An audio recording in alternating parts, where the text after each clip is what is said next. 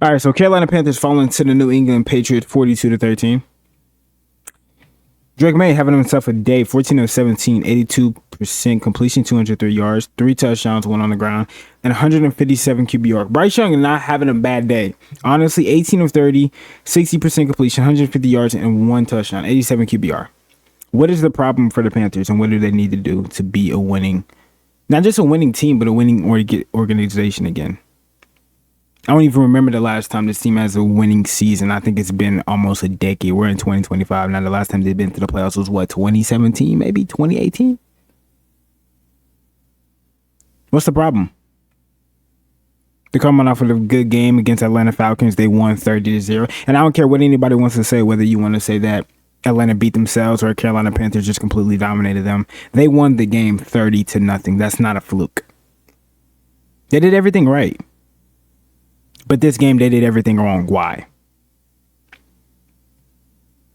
I like what Dave Canales said. Dave Canales went to the podium. He took blame because special teams, realistically allowing 2 returning touchdowns, both of them on the punt. That's what is that? That's terrible execution. Defense not getting a stop after the first drive, getting a 3-and-out on Drake May and the New England Patriots. After that, they couldn't sniff a stop. And the Carolina Panthers offense, same thing. Got the drive going, was able to get a score, a touchdown, missed the field goal. We're not going to talk about how bad the kicker was just on Sunday. But they weren't even able to sniff the end zone, let alone more points. The score was really 42-6 for the longest time. And what is the problem? What do the Carolina Panthers need to do in order to be successful again? Well, for starters, we need to get healthy. I mean, we need Coker. We need Leggett. I know Leggett has been playing terrible, but we need him. We need him. To take that much pressure off of T-Mac. I mean, T-Mac is playing unbelievable as a rookie. And he is the... Like, let's take him out of the game. He is the guy that they're literally surrounding their defense around. Hey, let's double team him. Hey, let's put a flat towards him because, I mean, realistically, his route tree is a stop route, a go, and a post. Or a dig. He's not very good at breaking off of the slant. He's not that guy yet. I mean, they had a couple screens thrown his way. I mean, he has a few drops, but he's a rookie. So, I mean, we give him the benefit of the doubt like we give Leggett the benefit of the doubt last year. And he's our leading receiver. He's our best guy, our best option. But what is the problem? And I think for starters, when David Canales took the blame for every single last player or every single last whatever you want, special teams, defense, or offense, not executing, not even at the high level, not even at an average level, at a terrible level. I think we have to look at the coaching staff. And we got to ask them, what are they doing to prepare this team on Sundays, on Mondays, on Wednesdays, on Fridays before they get on the plane? What is the game plan going into this game? What was the game plan going into the New England Patriots game? Because I don't even know. Ivera, what are we doing on the defensive side of the ball? I mean, against the Atlanta Falcons, I've seen nothing but pressure. But against the New England Patriots, I don't even think Drake May was sniffed. That's why he was 14 of 17. He played his best game as a pro, in my opinion. 3 touchdowns, perfect passer rating. That was his best game as a pro, and it wasn't because of anything that they did. It was because everything we did. We didn't do anything. He was throwing it to empty. It was an empty defense back there. Ivera was inconsistent. He's been inconsistent for the past couple years in getting pressure on the quarterback. And he proved it against Atlanta that we don't need Brian Burns to get pressure on the quarterback. We don't need Micah Parsons to get pressure on the quarterback. We need a good system. We need a good game plan. And we need great plays called at the right time in order to get consistent pressure. Drake May is a second-year quarterback just as long as with the Michael Penix. They were saying Michael Penix was better than Drake May. Some were saying last year, not many, but some. And we made Michael Penix look like the worst quarterback in the NFL last week. And all of a sudden this year, or this week, they played against, I forgot who they played against. But they won. And I think he had, 3 touchdowns?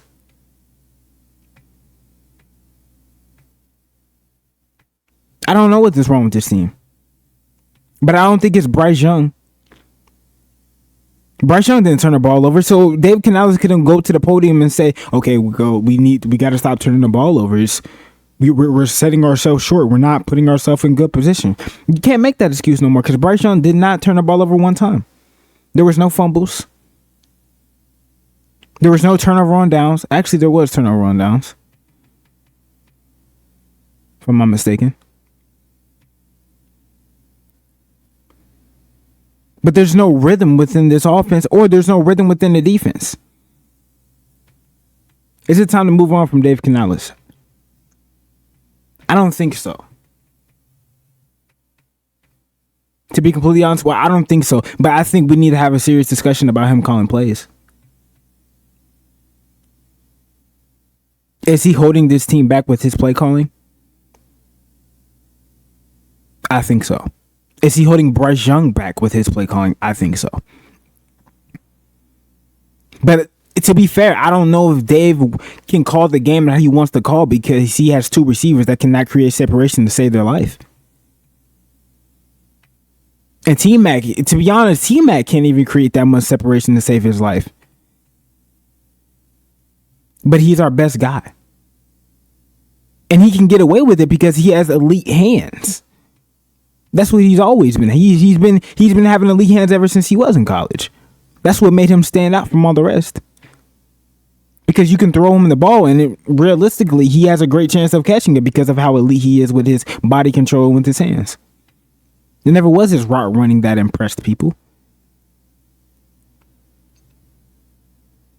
Does Dave Canales trust Bryce Young? To be completely honest with you, that's a lot of questions that people have been asking. Does Dave Canales trust Bryce Young? To be quite frank with you, it's one of the most irritating questions to ask because why wouldn't Dave Canales trust Bryce Young? I don't think Dave Canales trusts Bryce Young's weapons. He's watching the film. The 3rd and 15 run was not because Bryce Young couldn't sling the ball. The 3rd and 15 run was because Bryson Tremaine and Hunter Renfrow cannot run and route 20 yards down the field and get open within time of the offensive line, giving Bryce Young significant time to be able to make the throw. Bryce Young doesn't have that much time to be able to make the throw. Hunter Renfrow and Bryson Tremaine aren't burners, so they won't be able to get downfield. They're slot guys or possession receiver guys. That's just what their game is. And like I said with Ted, I mean, you can just completely take Ted out the game by just sending two his way. And then who do you have on offense? The tight ends? I mean, Tommy Tremble. I mean, come on, guys. Tommy Tremble. I love me Tommy Tremble. He's great in the run game, but he is not a receiving threat. So who realistically can you throw the ball to on 3rd and 15 if T-Mac is being double teamed and Bryson Tremaine and Hunter Renfrow cannot, they just can't do anything downfield 15 to 20 yards. That is a legit problem that the Carolina Panthers have. They lack explosive playmakers. They lack explosive plays.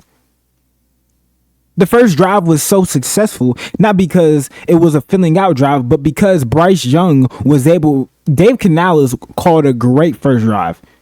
He did. There was no down the field plays. All of them were dink and dunk.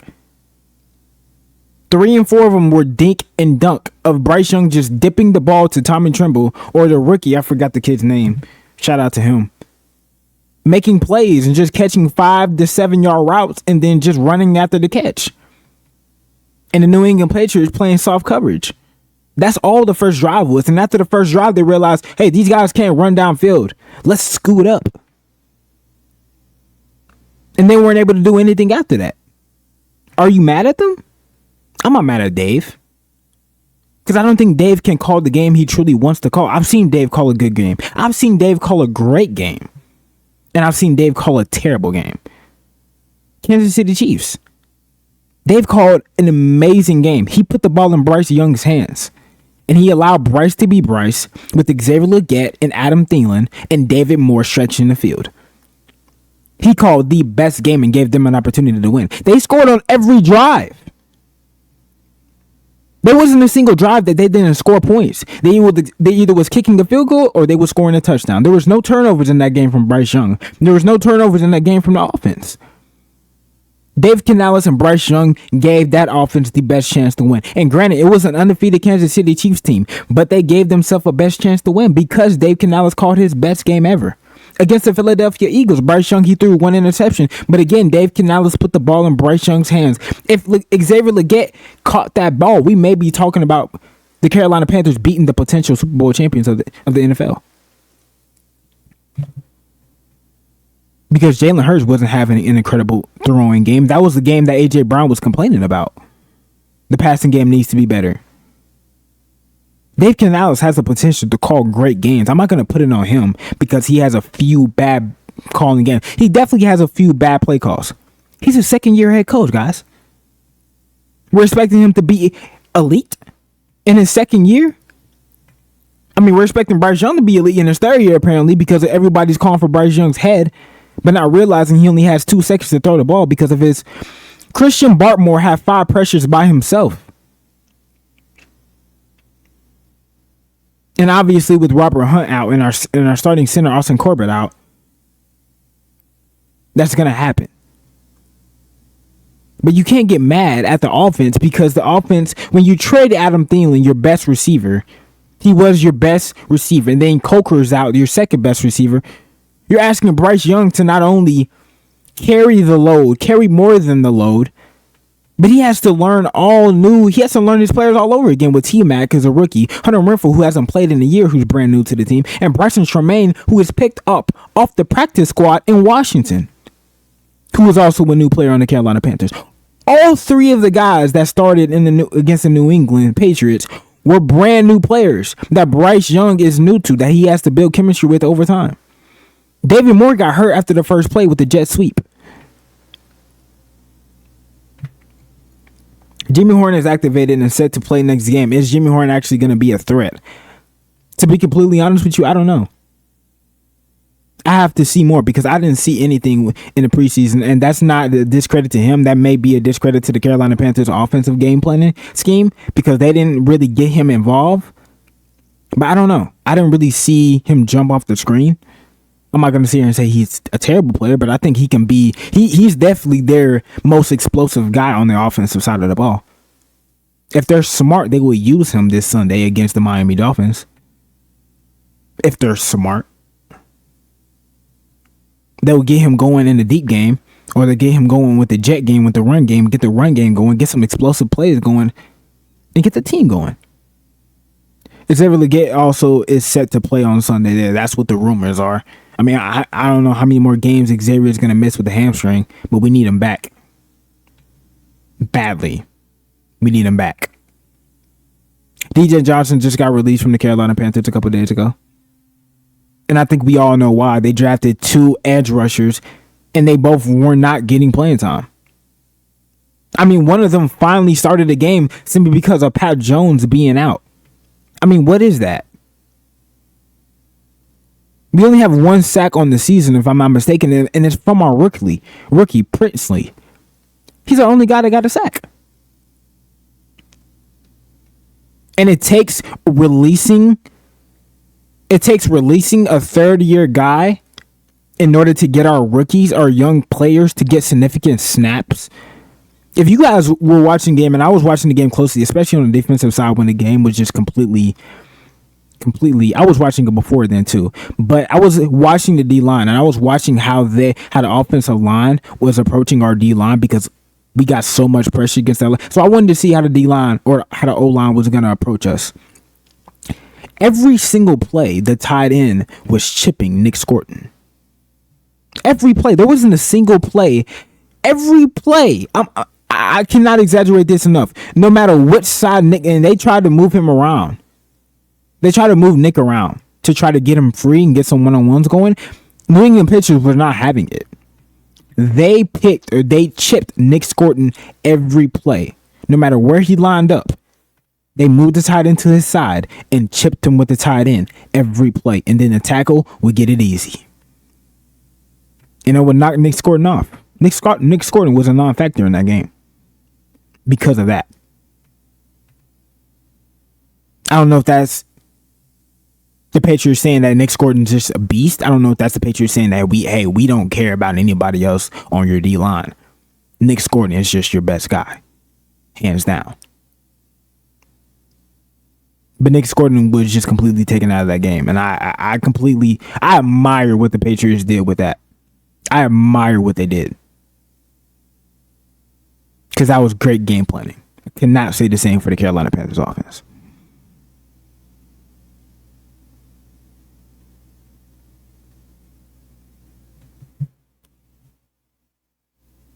Carolina Panthers are going up against the Miami Dolphins this Sunday. Tyreek Hill is out for the season. But the Miami Dolphins offense still is, in my opinion, explosive. They still got Jalen Waddle back there. They still have A-Chain back there. They still have speed.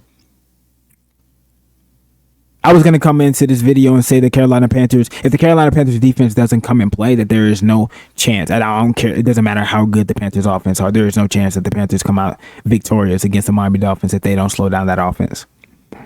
It seems like Tua is finally trying to getting it to go. He had a couple touchdowns last game. A decent game. Even when Tyreek Hill went down, he didn't lose his composure. He wasn't uncomfortable. He was still making good throws. Carolina Panthers got a tough game against a 1-3 Miami Dolphins team. And the only way for them to win is if they stay in front. They have to come out aggressive. They have to come out explosive. This has to be the first game that the Panthers offense is actually explosive. And this has to be a consistent game from the Carolina Panthers defense. It has to be in order for them to actually have a legit chance. Because there's going to be explosive plays from the Miami Dolphins. They know it. They know they're going up against a bad defense. So they're going to try to get over the top and get behind our defensive backs. Carolina Panthers offense has to come and play. But our defense just has to be consistent. Carolina Panthers defense doesn't necessarily have to come and play because of Tyreek Hill's injury, but they have to be at least consistent. Get a couple stops, get a couple takeaways to get your offense some confidence and get them going in good field position. And give yourself a chance to win. Give yourself a chance to get ahead. They're at home, so that's a good thing. They just have to give themselves a chance. Let me know in the comment section what is wrong with the Carolina Panthers. What do Carolina Panthers, in your opinion, what do they need to do in order to be a successful team moving forward? I believe this Carolina Panthers team ceiling is 10 wins. And the floor is 1 win. That's what I believe. And that's me being delusional with the ceiling. But I came into the season thinking that what their ceiling was going to be, how they ended last year. But let me know in the comment section what your opinion is. And what do you think that they're going to do with the coaching staff? What do you think they're going to do with Bryce Young? What do you think they're going to do with the team? I do believe there's a disconnect. I do believe that there is non-communication, non-verbal communication going on in the Carolina Panther front office. I do believe that there is some heated discussions going on. I do believe that people aren't on the same page. I do believe that. And if Carolina Panthers don't start winning, a lot of changes are going to be being made in a snap of a finger. We may see a head coach change. We may see a starting quarterback change, and I'm going to be 100% against that. We may see receivers starting to get cut. We may see, just like we saw DJ Johnson get cut, we may start seeing a lot of different defensive players getting either benched, cut, or traded. A lot is going to start happening because the Carolina Panthers cannot keep losing with the same results over and over.